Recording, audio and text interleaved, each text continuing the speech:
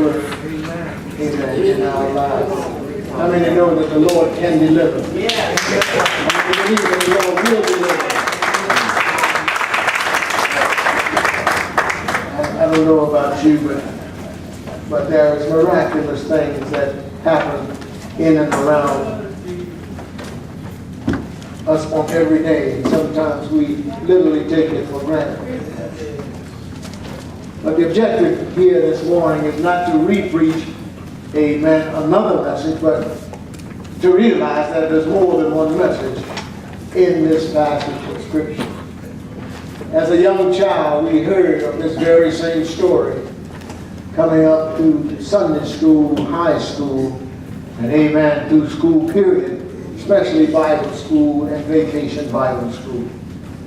Who is this God who can back up water and amen, and turn a sea into dry land? Amen. The question often came across our minds that it is, some say it's a story, others say that, well, I believe it when I see it. And then there are those who just still, even today, fail to believe that Jesus made it possible even for the Jews as well as the Gentiles to part not only the Red Sea, but to continuously deliver us from bondage. Can I get a witness? Yes. And I want to just illuminate the message geared around some things that are very important, that you are pretty much in the same criteria or no different than the Egyptians were in that day and time.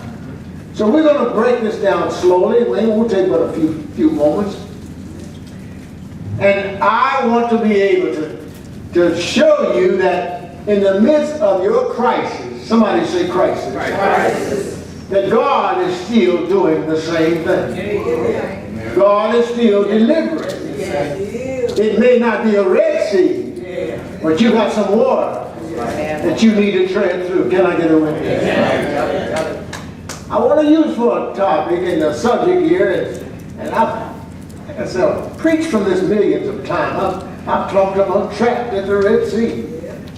But none of it. If you see the Red Sea now for what we see it was then, and the world was destroyed by water, it is not the same. Doing some tours in earlier years of my ministry, we had a chance to look at the Red Sea. Good God, you can look across it. But literally, the world hadn't flooded then. Can I get a witness? All right. So it looks different now. So our imagination, so things that come to our mind, we're thinking about the Atlantic Ocean, the Pacific Ocean. It really wasn't that much water, but it was deep. Are you there? Come on. Researchers, scientists have tried to figure out, and even theologians have tried to just knock this whole passage loose to determine that this really didn't take place. So you can just imagine what the atheists tried to do to prove that God doesn't have this kind of power. But I submit to you this morning, right now, right here, right now, as you stood by faith in that aisle, your deliverance, for whatever your crisis is, will come. All you have to do is rely on God. Are you praying with me? So I want you to look at this door. It's not going to be trapped at the Red Sea or backed up against the wall or down to my last dime. I want you to look at your neighbor real quick and say, neighbor, watch God work it out. Oh, neighbor. Watch God work it out. See, your neighbor don't know what your crisis is. Your neighbor don't have no idea what you've been going through here. Lately, yesteryear, what you've been carrying, what you have, what you don't have, and what you need. But only God knows. But together we can find out that in spite of whatever your crisis is, watch God work it out. Look at somebody one more time and say, I got to take this. I'm going to watch God work it out. Before the message is over, God will work it out or give you direction. in every asset, every facet. Well, let's introduce the whole story here. Many of us could probably say that life is cruel. Some of us have infirmities and situations and sicknesses and illnesses. A lot of us, circumstances, we want it to rise to great heights. And many of us have linked in with disappointments as well as discouragement in every facet of life. And there are things going on around us that we just don't understand. So everywhere, sometimes it just seems like there's chaos. Every day there's something. I mean, every day is sweeter than the day before if you know Jesus, but everybody doesn't know Jesus. Can I get a witness out there? Yeah. There are others that are just facing circumstances that they whisper about, or they're seeking, or they're searching to find the answer. God, what am I going to do? Lord, what must I do? Or what is it that makes me want to hunger not only for the church, but I want to be delivered. I don't want to be in bondage. Somebody say again, watch God work it out. There are those with diseases, unheard of, deformities, accidents that have taken place in their lives, incidents, circumstances, suffering, death. We just learned of a young lady just passing a few days ago, and others have testified and thanking God for helping us through it. Many of us have relatives, loved ones that have gone on, mother, father, sons and daughters, but still God is still in the blessing business. Yes. God is still delivering. And what I like about it, the psalmist said, God always shows up because he's an on-time God. Yes. Even we can go a little bit on the secular side. Loss of jobs, hunger, crime, shortage of money. Look at your neighbor real quick and say, I hope God worked that one out. Bankruptcy. There's nothing embarrassing about bankruptcy other than it's not just always you didn't pay your bills. That's right. There are many reasons for bankruptcy. A lot of times things turn in the middle of the season. And you wonder, Lord, why are you allowing this to happen? I'm not going to start at the bank. There are homes that are wrecked. There are marriages that are broken up.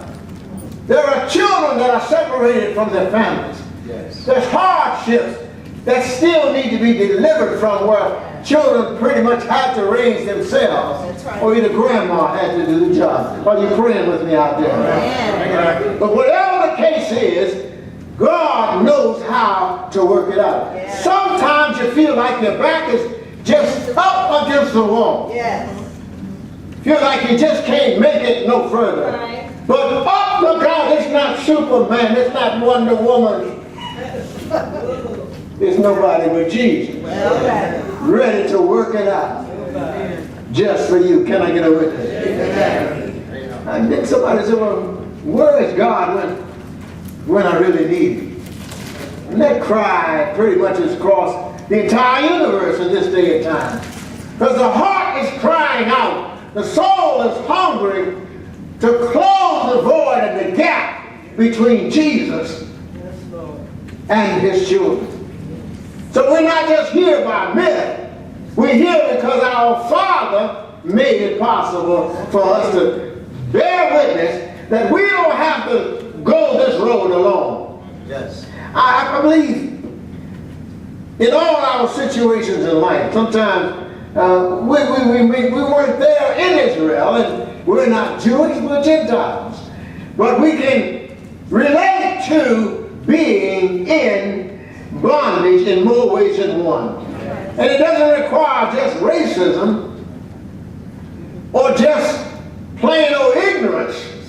Many of us are bondage from day one. Not only because of sin, but because we feel that we have been neglected in one way or another. Somebody say, where are you going with this passage? Here in the passage of Scripture, we all know the story well, and Moses was raised up, a little baby. He was the deliverer to come to save. We know the story well. But the indication here between the 21st and the 31st verse is mainly showing us more than one thing. It's showing us to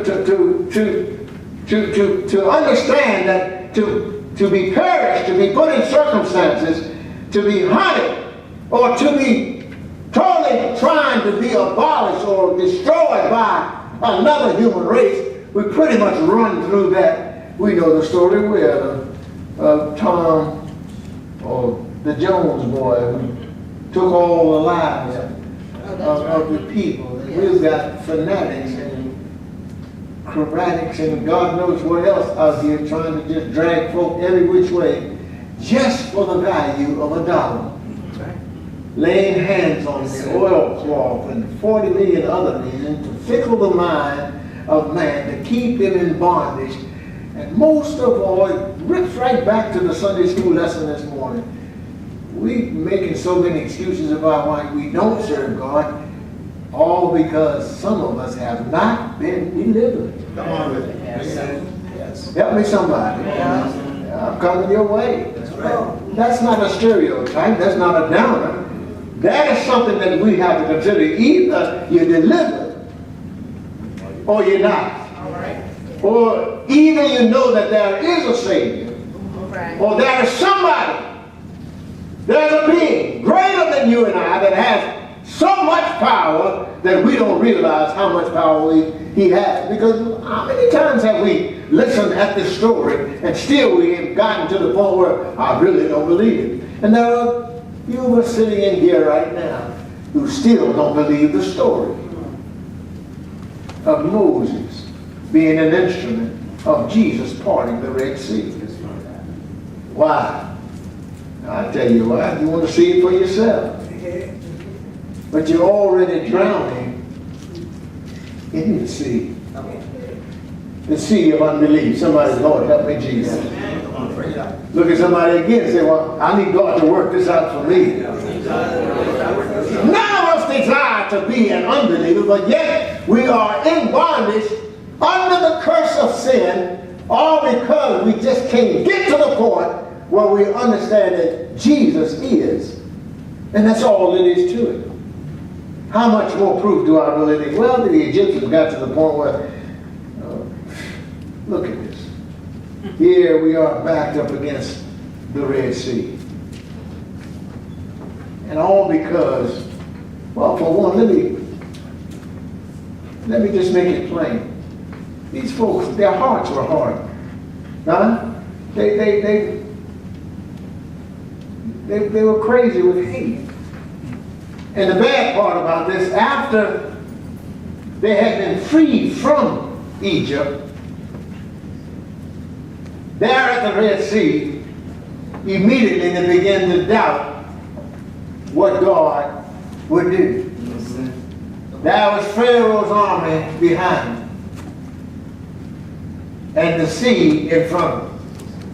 Look at somebody and say, nowhere to run, nowhere to hide. Nowhere to hide. Often we're in cases and circumstances like this. With the falls of life, the bondage of sin, the bondage of curses and things that have been moved into our lives. But here, this Pharaoh's army was crazy with hatred. They were determined to destroy you. I want to flip the side of that very same statement and apply it to Satan is out to destroy you.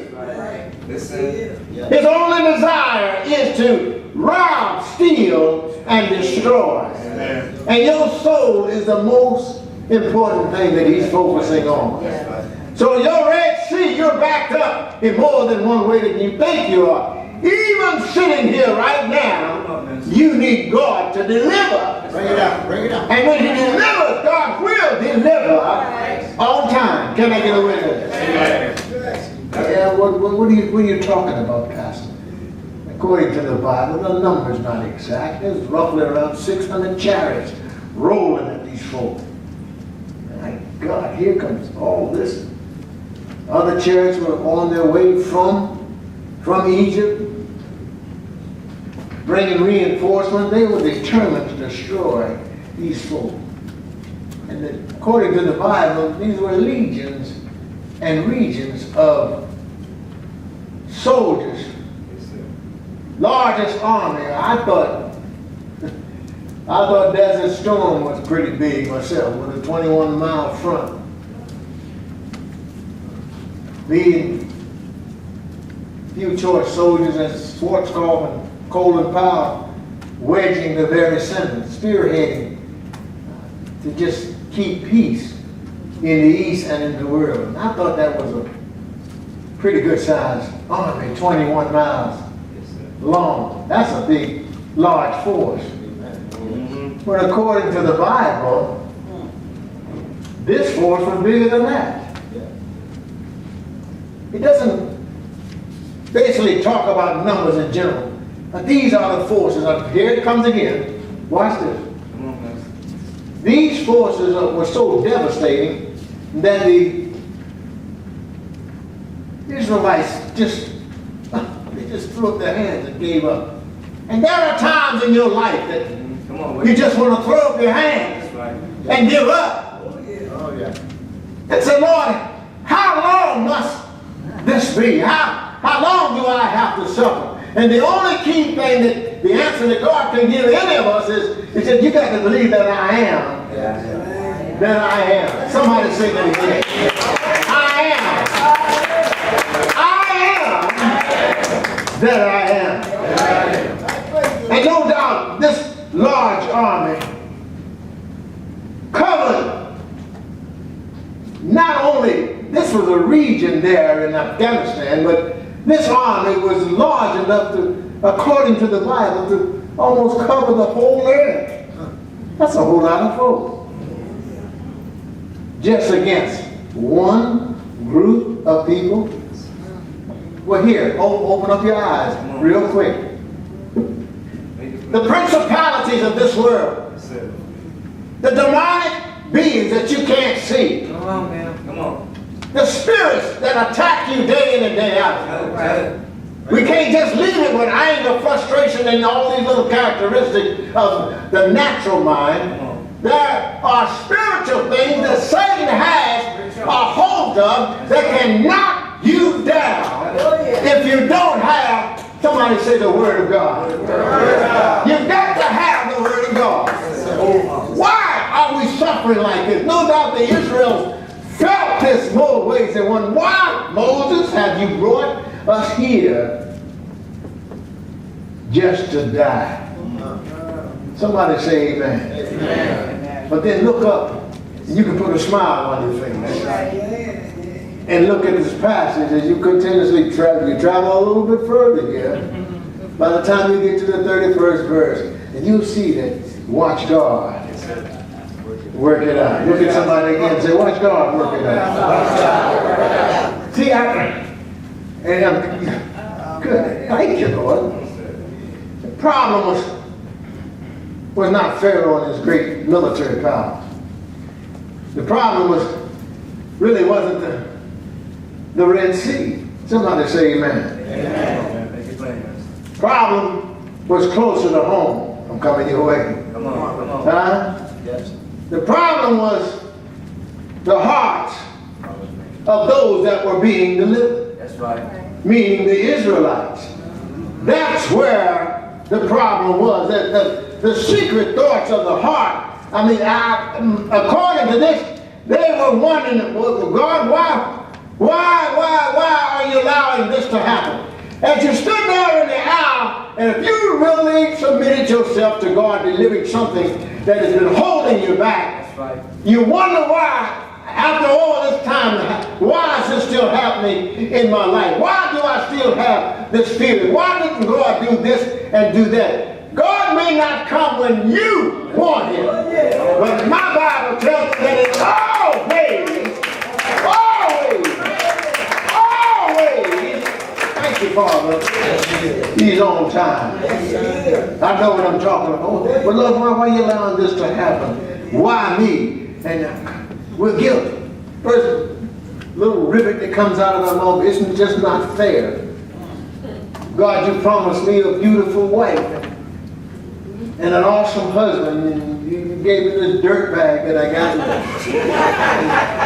Putting up with it for the rest of my life. 50 million excuses. Well, why haven't the Lord, I've been trying to be good. I know I tipped around in my day and my time, but I'm trying to be good. I'm trying to be a good Christian now. I'm trying to keep my body as a holy temple, and I'm not running the streets, and I'm not straddling, I'm not doing this, I'm not doing this.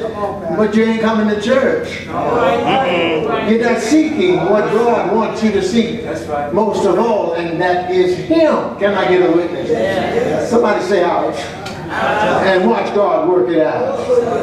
Well, we talked about excuses. My God, if I knew all this would happen, these Israelites would say, well, I would have stayed in Egypt. I'd rather been in slavery. Amen. And often we find ourselves, well, if I knew it was going to end up like this, I would have left, we use the N-word, I would have left them way back there in the trenches years ago. I really don't want to be bothered with. We choose some choice names in our frustration and in our anger, but reality is reality. Because you can look at me all you want and grin, but you ain't always been saved. Neither have I. So the reality of what we're going through, and as we watch this story unfold in our lives across, and as many times as we've heard and seen this picture, oh Lord, here we go with the Red Sea again. I know that passage is all about it. You need to read it a little bit more, because each time, each line you get to, you still come back to deliverance. But why did God deliver these folk there at the Red Sea? Well, I'll admit, we've got more power, your power, no power, all kinds of power, folk fighting for power, but still ain't nobody got no power but God. That's right. Can I get a witness in here? Well, you know, these folks, we can only imagine the scene there. I'm almost home. Pharaoh, Cushi, said, well, yeah, I got you now. And mothers and children and families clutching and holding one another, and 600 and some chariots moving toward them, the sea behind them. And I want you to, sometimes we don't count our blessings, but we're quick to count what we've been through to the glory and honor of God. We're quick to count, Lord, you know how many times I've been down? I've been knocked down a whole lot of times, but you didn't count the time that you got up. Can I get a witness?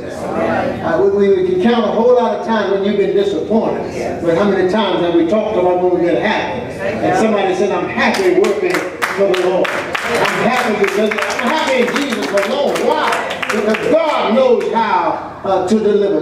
But mothers were no doubt grabbing, trying to clench and hold their children. And final members were getting right down to the bone of everything, where the crisis was just about to take place, where they thought they were totally doomed. And no doubt we've probably seen motion pictures where the Titanic, Airplane, and 50 million other movies that we look at when people change when they're about to perish. Come on, somebody. I'm a living witness. We got some other military folk in here that have been around a while, but I kid you not, there were more folk finding Jesus before we crossed the LZ than it was before we actually went to war.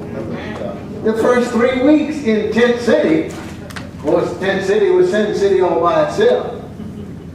That many folk coming together on this side of Jordan find crazy stuff to do. But somehow or another the word got out that Jesus, if you really want to know the truth and get set free, you think you're coming back when this is all over, you better find Jesus now. The word spread it fast. I wish Bible study would do that for us. Come on. I'm not being picky. I'm just being, not facetious either. I'm just being truthful. If we could take that same word, push it out the door by living and being a part of what God, telling folk that your back really is not up against the wall. God is getting ready to part your way. Come on, bring it up. Look at somebody real quick. Watch God work it out. Come on, somebody say, watch God really work this out. I've known him to deliver you from loneliness, selfishness. That's right. We can go NESS for a long time. But what it actually means is God has the power to do so. Well, finish it up, Pastor. This power Pharaoh thought he had. Somebody said, homeboy thought he had it going on. He really thought he had it going on. I got them now. Their backs against the Red Sea. So he oozes on to bring more forces to annihilate them. And look what that passage says. By the time you get to the 31st verse, and all in between that, God was getting ready to do something great. Somebody say something great. Something great. If you sit still long enough, he might get around to you. Look at somebody against a neighbor. I understand the text, but I believe God right now is getting ready to do something great. Okay, you stumbled through that one. Because you don't sound convincing to me. I didn't say repeat after me. I say neighbor as in believer. God is getting ready to do something great. Neighbor. What was that? Neighbor. So you're not only talking about yourself, you're praying for what? Your neighbor as well. A lot of times the availer portion of a prayer comes from your neighbor who's praying for you. It's not so much what you're doing on your own. Can I get a witness? God's getting ready to do something great. Somebody say great. Great. Marvelous. Marvelous. Extraordinary. Extraordinary. Outstanding. Outstanding. Power. Power. There is power in the name of Jesus. Of Jesus. Now, did these folk cry Jesus' name there? Don't get confused. He hadn't been born yet. But yet he had been. Bring it up. Bring it up. Because the Trinity identifies itself. Yes. Father, Son, and Holy Spirit. Now, if God could part the Red Sea right there in front of the Israelites' eyes, there shouldn't be no problem with him parting your seed in a world of sin. That's right. Come on. If he saved my mother, Come on. Yes, sir. he can save me too. That's right. If he saved my father, he can save me too. If he saved my family, help me somebody, he can save me too. So whatever your crisis may be, God knows how to deliver. And when he delivers, watch how God works it out. Get out of the way and let him work it out. Somebody say, Jesus can work it out. I know he can.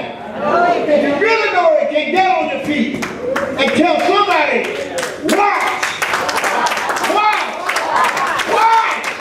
Oh, watch. God work it out. God has a plan and a purpose for your life. But you got to understand that you have to fear God. There they were. He commanded Moses to stretch out his hand. Stretch him out. Come on, stretch him out. Arthur, don't let Arthur hold you back. Stretch him out. Oh, you do exercise better than that. Stretch him out. And look toward heaven. Say, Lord, deliver me. And I'm going to watch. You work it out. I'm going to turn it all over to you. And I'm going to tell my neighbor, watch God work it out. I'm going to tell my neighbor again, watch.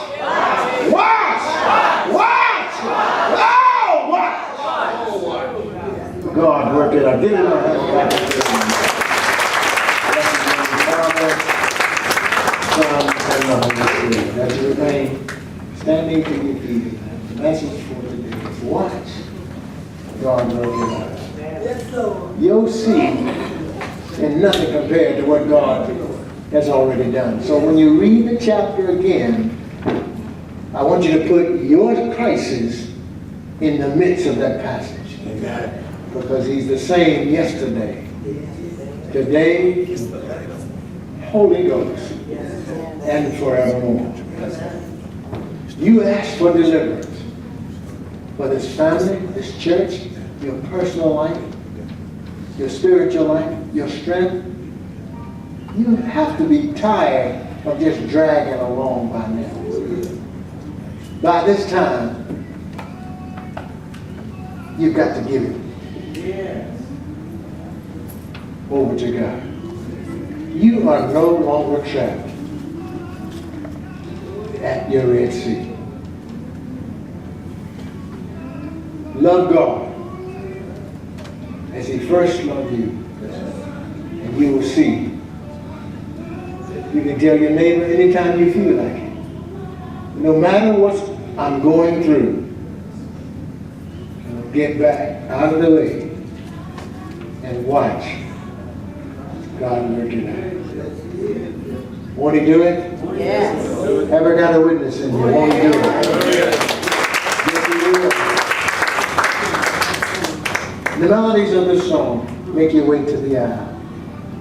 If you know that you not only been delivered, but you want to continuously give God the praise for what he's already done.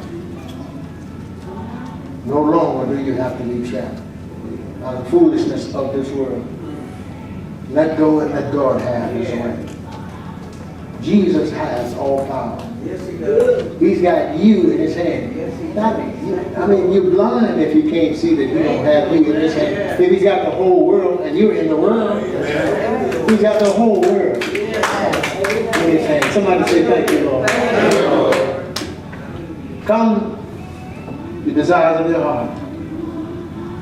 Come if you need rededication of your life. Come if you, Lord, I'm just confronting this. I know that you got an answer for me. And I don't no longer, not only do I feel that anything can hold me back, but I know that you will make a way out of no way. He's able. Paul said, I can. He didn't say I'm thinking about it. He said, I can do all things through Christ, which strengthens me. Believe that he will. He shall.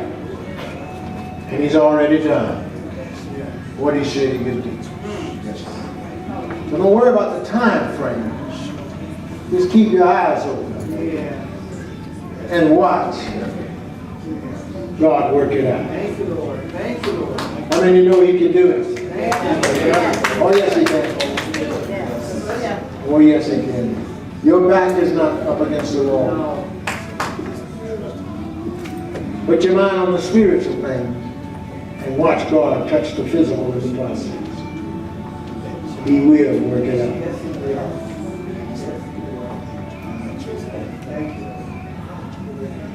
You're here. You don't have a church.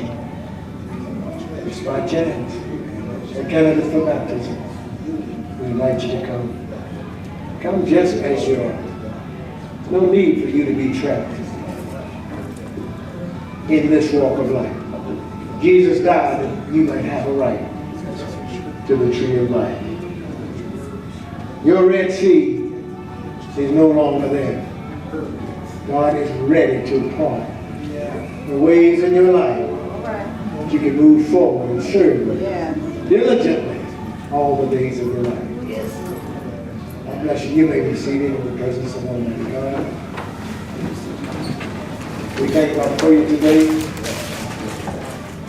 Certainly invite you to read this passage. Quiet time. And you remember to stretch out your hand. Don't stretch out your hand and doubt and say, Lord, I just don't know what to do. I give up. That is not the stretch that Moses made. Moses made a stretch toward God because he knew that God would deliver. And God did deliver as he will for you and I. On time. I know what I'm talking about. It may seem material to some of you in the last 3 or 4 weeks. Amen. On the testimony side, I've just been struggling to get to work. Not physically, but automotively. I get up in the morning, 5:30. Go to bed at night, truck running fine. Get up in the morning. You know the little click, click, click noise you hear when they turn the key? Somebody say amen. I got an hour and a half, 2 hours to get to work to be on time. And he blessed me in a promotion. You don't want to be late. Even if you're not the leader. We can come to church when we feel like it. But we don't go to work late because we knew we were going to lose the job. But because of grace and mercy is the only reason the church thing kind of keeps us in the grace period. Amen? Tell the story, Pastor. Well, that was one Monday, the week prior. Following Monday did the same thing. I left here, rolled back down the road, things running fine. Spent a few dollars. In fact, spend some allocated dollars I hadn't planned on spending, because you never know when emergency will come up. Somebody say amen. Just like the vehicle's on and off of air, ain't nobody going to give you no parts free. Can I get a witness? I'm not going back into the sermon. I'm trying to give you this testimony best I know how. As the Lord would have it, following Monday, it was just too late for me to get a jump or whatever the case is. It had something to do with an electrical shortage. I had purchased 2 or 3 items. Costly. Click, click, click again. I knocked on the door and went back into the garage. I said, honey, I hate to tell you this, but you're going to have to get up and take me to work. She says, no, I ain't. You know the first lady. I said, okay, I'll see you this evening. So I cranked up the vehicle that was operational, which was the white car. Rolled on up the road and rolled back down the road. And the first thing I jumped into that evening was that preventive maintenance again. I thought I was pretty good on preventive maintenance. Check the battery, water, look at the wiring, look at the belts, look at the hoses, look at a lot of things. Well, hurry and tell the story. All right, I will.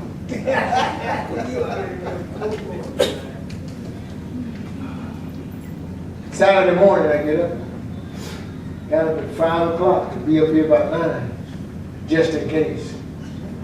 5:30. Click, click, click, click. God have mercy.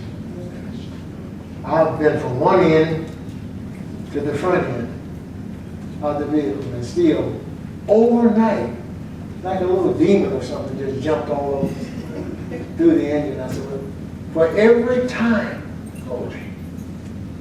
that Satan tried to slow me down, God found a way to deliver me out of it. See, I know what I'm preaching about, because well, by the time I get to the end of this is going to be so right, it's going to be tight. So tight to the point where no time did I limit. I rolled up the road by the time I had there about 5 minutes after 9, 10 minutes late for the church meeting. Nobody had no idea what I've been going through the week prior, or whatever the case, just to get it. All right, what's the moral of the story? I said, Lord, if you grant me this vehicle to stay cranked for the next 6 hours, I'm going to take it and leave it somewhere, just like they gave it to me. Now, we're talking about 130,000 miles. So anything can go on after that. It's not that nobody sold me a lemon, but they do exist out there. Amen? what's the moral of the story? I said, well, after the church meeting, I said, Lord, I'm relying on you. Talked to one of the deacons. Said, I'll see you in a little while. I took a leap of faith, pulled in to the parking lot. I said, I came here with this truck and I ain't leaving with it. And that wasn't a pushy thing. That was a faithful thing. Amen. Sure, Pastor, how can we help? About all this? We just went on and on. And where crisis seemed totally impossible on a Saturday afternoon, at 3 o'clock, I drove off the lot. All right. And told God, I said, you just had another vehicle last week. Believe me or not, mileage on a vehicle, traveling a lot. I've been through about 7 or 8 since I've been coming this way. So you have to give.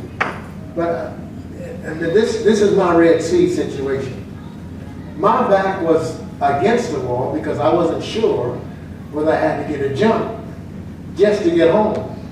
To wake up Monday morning with the same click, click, click. Somebody say amen. Amen. But now I can open this church door, go out the side door, and I can play with that button all day long.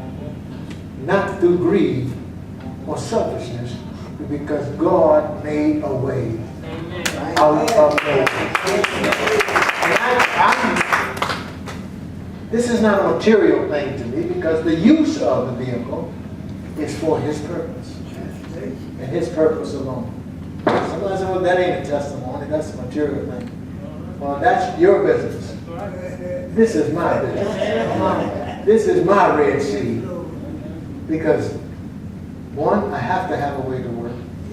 2, because of the difficulties and sickness that my wife has, there must be a vehicle at home. Come on. Crisis keep on coming. Amen. She's on the sleep pack.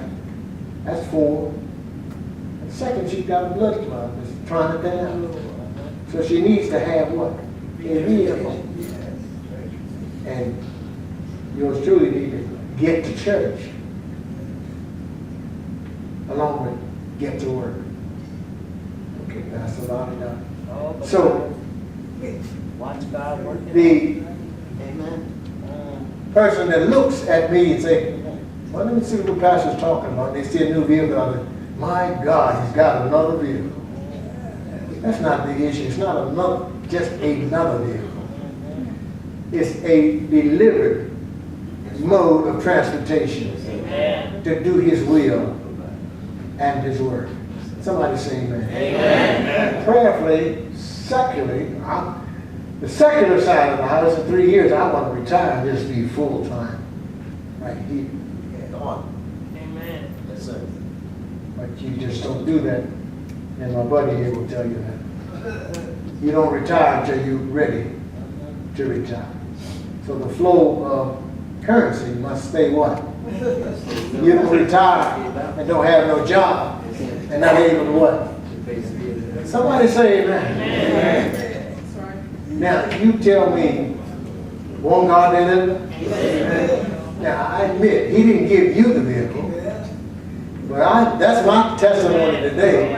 He showed up delivered me out that I don't have to hear the click, click, click on tomorrow morning.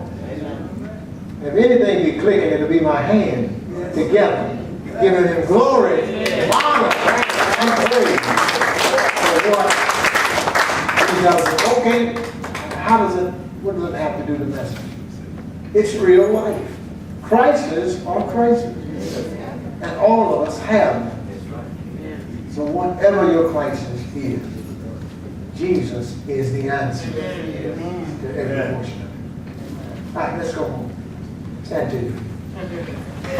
Did God meet us here today? So who was at the Red Sea? All of us. Who? All of us. Well, you did get that message, didn't you? Lord, have mercy. So who can open up your Red Sea? Jesus. All right. Hallelujah. How many know that they got deliverance on the way or it's already coming?